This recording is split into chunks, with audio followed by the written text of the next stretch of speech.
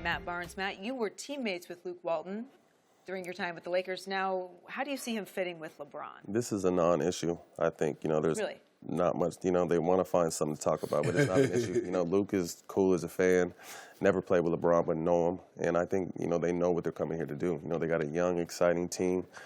And it could be special here. You can see everything I've said. I've always wanted him to come to LA. I'm a diehard Laker fan. I've been a Laker fan my whole life, so it's great to see them, rebuilding and on their way up. Magic's doing a great job, but I definitely think this is a non-issue, and it's just going to be talked about because it's kind of a dead time. Yeah.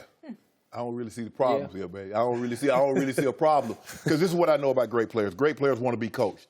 So when I come to you with ask questions, I need answers. And as long as Luke Walton can provide answers, he knows what the hell he's doing, he'll never have a problem. Great players want to be coached. But I'll add to that, too. I mean, Luke came up under Phil, which was one of the greatest coaches ever, and one of Phil's greatest attributes was kind of staying out of the way. Right. He gave us a game plan. If he put you on the court, he trusted you, and he said he wasn't up yelling, screaming, calling a bunch of timeouts. He trusted you, and I think that's, obviously what Luke is on now. Like I said, Luke is so cool, man. Luke could work with anybody. Yeah, and Steve Kerr. So, look, LeBron, and this is not no issue. Did he meet with David Blatt? Did he talk to Eric Spoelstra? Nope. Probably not. So LeBron talking to the coaches, that's a non-issue. You know what you're getting with LeBron James. When LeBron wants to come into the game, he just comes into the game. When he wants to go out of the game, he just takes himself out of the game. How Kobe You played. got to live Same with thing. it. I know. That's exactly how they operate. When you go to these certain stores, Skip, you know what you're getting. You go to Tiffany's, you go to Cartier, you know what you get when you go there. You don't ask the price. You do not. You just say, I like that. And sometimes people say, I'll take two of those. So when you get LeBron James, the coaches, I don't want to talk to him. I just want him. So it's very interesting that we have Matt here because you and Luke are literal contemporaries. He was born 19 days after you in San Diego, you in Santa Clara. You're both West Coast guys. You go to UCLA. He goes to Arizona. Yeah. You're both second-round picks. You both have pretty good NBA careers. Yours a little better than Luke's, but you were together for a little while, and he had some success, and he played with Kobe Bryant for, like 8.5 years. So that's pretty good. The Luke Walton I have observed from a distance is his own man.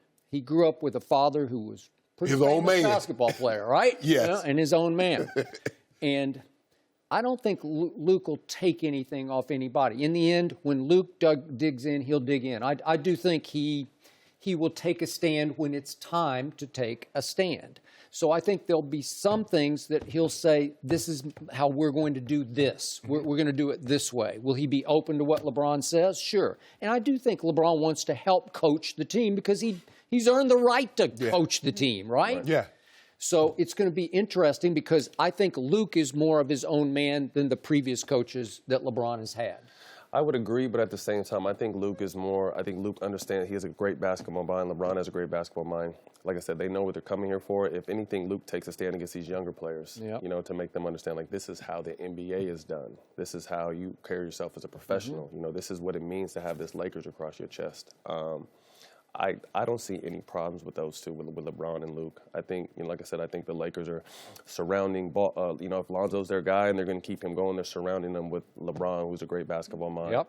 They're surrounding him with Rondo, who's going to push him, probably try to tear him down first because he probably wants to start. But at the end of the day, mentor him, put his arm around him, help coach him, help, further his game. So if they can just keep the dad quiet this year, man, it's going to be a fun year. I agree. See, there you go. We mentioned that. You know that ain't going to happen, man. Yeah, You know that's not going to happen. Crazy, man. But you already talking about a little backup point guard. It's sad, man, because like I said, he's putting this target on him.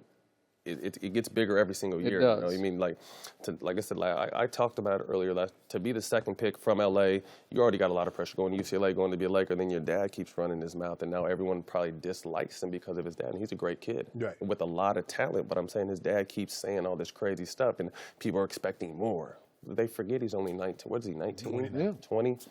You know what I mean? So just give him a chance. And by the way, Luke did take a stand against Lonzo because he didn't play him big minutes. He would yank him mid-first quarter like clockwork and make him sit for almost a quarter. And he'd play Jordan Clarkson and whoever off the bench because they were veteran and they were making shots. Just understand. You have to understand. I mean, there's definitely a pecking order. You know what I mean? Some of these rookies come in and take the game over like Tatum and Mitchell from Utah. But, Lonzo didn't definitely take that route, and he was hurt a lot. You know what I mean? To get that rhythm. But like I said, to just let him go out there and play, they're surrounding him with talent. I still think Magic probably has another big move up his sleeve this summer. And that's no look we talking about. I'm happy, man. Like I said, I'm a diehard Laker fan. You know, Warriors were my team. I'm from the Bay. The Warriors are my team, and you know, I really ride with them. But I love seeing what the Lakers are doing, and I'm a huge fan of what they have going on. You know what I love most about Luke Walton? He didn't add or subtract minutes from Lonzo because of what his dad was saying off the court. No, I'm he was coaching the reacting team. to what he saw, Yeah, or didn't see. Yep, Mhm. I'm the coach. So here's where I think Luke can benefit LeBron in ways that Ty Lue could not. Ty Lue was so hands-off that when LeBron lost it for that moment after regulation of Game 1, when they had them on the ropes, and then JR did what, obviously the free throw got missed, JR did what he did, and LeBron just lost it for a second, and he sits away from the team.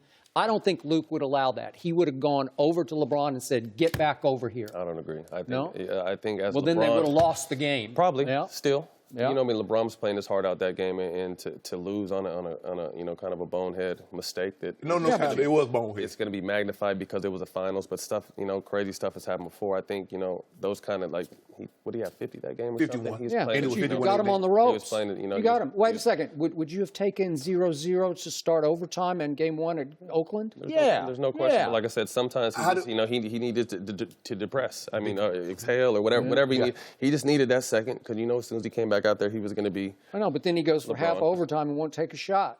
And they're down 7 when he finally took a shot. Their chance was to win in regulation. You know, if that game was going to overtime, they weren't going to win. And even if they won that game, it would have been 4-1. So it was just. I don't know about that. Well, I think it's a whole different dynamic in Game 2. If you got Game 2 free shot. Golden State is too much. I just think the thing is, you say, okay, we go to overtime. But if somebody says, you know what, you're going to go to overtime, but with 4.1 seconds on the clock, J.R. Smith's going to get a rebound in the lane. And he's going to run out to the three-point line and dribble almost 3 seconds off the clock and then pass it at the last second, and George Hill doesn't even get a shot up. It's hard to be a player, like I said, when you play your butt off and you know they definitely should have won Game 1. When you know you should have won Game 1 and then you end up having to go to overtime with the team, like, damn, we finally got these guys, we're going to get them in Game 1. To have to still go to overtime when you know you should have won, that's defeating as a team to begin with. Okay, but if you're that guy, you say, we got this. You rally your troops.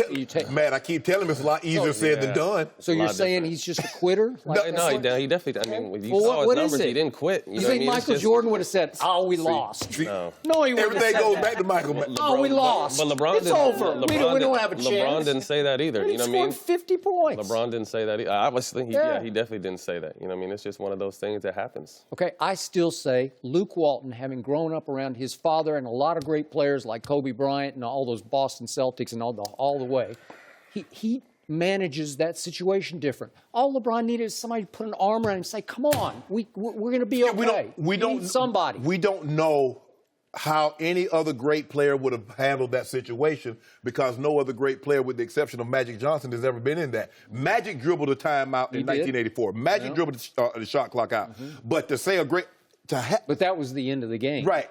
They end up going to overtime. They end up losing that game. Oh, okay. I get that game. Yes. When he dribbled out in 10 seconds and he didn't get a shot off, he dribbled the clock out. Yeah. And that was the beginning. That was a little bit probably before your time. They called him tragic. Yeah. They called him tragic at that point. But do you know how depressing that is? It's defeating. Man, I'm like, ooh, I'd have had to put foots in JR. You might have to touch it. That's a mistake. Like I said, it's a huge mistake, but it's always going to be magnified because it was in the finals. In that one game that they possibly could have won, so it's going to be magnified. Okay, but it's J.R. Smith. Had he not done that before? Had he not to gone that extent. knucklehead? I don't know. I think, not only him, there's been tons of bonehead plays through the course of sports, but like I said, the fact that it's the final is what's always going to, why people are always going to talk about it. Now that play, it overshadows LeBron's epic performance. No question. And it not even to cut you off, it overshadows George Hill missed a free throw. He did? You know, he's a 80+%. 80% for a career. Free throw shooter, so it's just me. A lot of stuff. I'm not putting the game in George Hill's hands. I'm just not. He Didn't with the pass. He made the right, and that's always been the knock. He made the right, but like he should have made the right shot. Kobe and Mike would have probably took that one-on-one. It went to work. There's no question. You got Steph. You got the switch. That's always going to be the knock on LeBron. But he always makes the right play. So it's hard to argue that. I got it. But I'm not a George Hill fan, and you know I wasn't. I told you when they traded for him. I'm not. You can't put him in that spot. I was impressed he made one of those free throws. Well, look at him in Sacramento. He couldn't miss from the three. He was shooting 47% because there were no expectations in Sacramento. Now all of a sudden you go to Cavaliers and you play alongside LeBron James. It's a hard job, man. And he Big lights. got shaky. Big lights. Like he had too much caffeine. He missed that free throw. I blame George Hill. And I blame JR. Well, LeBron James is without fault. Yeah, the one person you can't blame is LeBron. There's no way you could blame him. He's without fault. I've been telling you this. No possible take way. the shot. There's no possible And then we way. wouldn't be having this conversation. But then if he missed the shot, then you know what? You had a wide open cutter. Why didn't you Yeah, play yeah. the ball? You're Nobody damned would if say you do, that. If you're he damned made the if you shot, don't. nobody would even see the wide open. Let me ask you a question. But if he missed the shot, what are you going to say? He ain't clutch. I know, but he had made 7 of 14 from distance in that game, from outside the lane. So he had missed 7. How often does he do that? Did you see the Toronto series? Damned if you do, damned if you don't. Yeah. That's what I'm talking about, Matt. Damned if you do, It's damned okay. if you Just don't. give him a break. It's okay. We don't need no break. He's 3 and 6 in finals. It doesn't matter. I mean, but he got He's there. okay. But he got there. You know what I mean? He A lot got of there. people, you obviously count rings, but how many people have actually willed? I've never seen a player have to do so much for a team to actually get them there. You know, and then still have enough energy to drop 50 in the like. Bottom come on, line, man. Michael Jordan, basketball assassin. LeBron James, But nice it's a different guy. game. But you got to think about the speed of the. You got to think about the speed of the game now too.